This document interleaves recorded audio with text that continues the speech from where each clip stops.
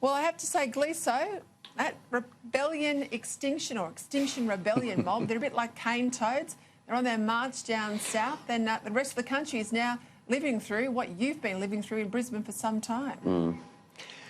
I think that cane toad analogy is an absolute cracker, Peter Credlin. Yeah, welcome to the show. Look, these guys have been wreaking havoc here in Queensland now for the past few months, and you're getting a bit of a taste of it down there in Sydney and Melbourne today. They've got plans all week to disrupt CBD traffic. My concern with this mob, Peter, is that they are dangerous. And when I say dangerous, when you sort of clog up and jam up capital cities, the CBDs, it affects not only commerce, but it can affect ambulances and the way they operate.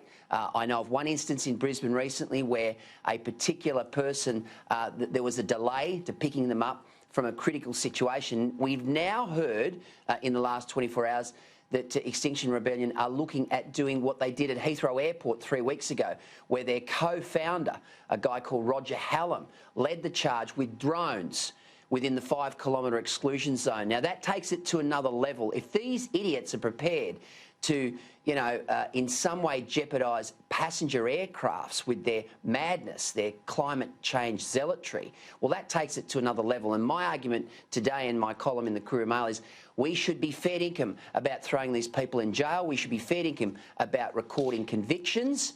And just like the UK judge did in London, we should throw these people, Roger Hallam being one of them, into jail. He's currently in a London jail, awaiting trial on October 14.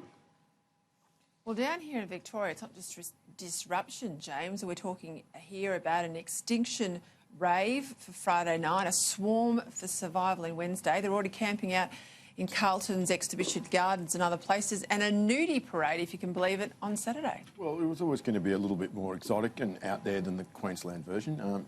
Queensland was a bit of an off-Broadway tryout for them. Blocking the traffic there. Some people noticed, probably some people didn't. Down here, it's going to be bigger. There are more rat bags per square foot down here. Well, you can say that again in Victoria. Yeah. I've already been looking at the photos today on our website, and let's just say there are some familiar faces in the crowd. We're almost household names, some of these protesters. Yeah, it's going to run and run, and this isn't going away. I think should they lose their dole if these are professional protesters on the taxpayer corner? And look, to be fair, some of them are on the tenured academics.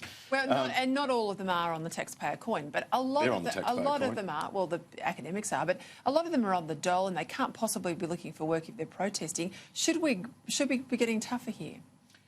Yeah, but I think we're going to need a strategy, because this isn't a 1 or 2 day event. This is going to be an ongoing problem. I think the parallel movement that I think this is going to resemble more than any other is the suffragettes before the First World War, where they had what they believed to be a morally correct case, and they are prepared to risk jail. In fact, jailing some of these people, I suspect, is what they want. The numbers are only going to grow. I don't know what we do about this. This is in its infancy. Because these people are convinced that they're saving the planet. And yeah, but the suffragettes were on a matter of fact, equality between the sexes. It's a biological fact. I'm not saying that it's the rightness or the wrongness, yeah, but to them, they think they're saving the world. There's so little fact in this whole debate, as we often talk about here, and there's indoctrination with young people. And good luck to them if they want to protest, but they do it peaceably. They don't do it where they disrupt, ordinary people going about their work. And as Peter Gleeson says, if they're going to go down the path of drone strikes like they did at Heathrow, that really is dangerous territory. That's absolutely dangerous territory, particularly in Australia, where a lot of long-haul aeroplanes arrive with not much fuel in the tank. If airports are closed, we could have a situation where they don't have enough fuel to reach another airport.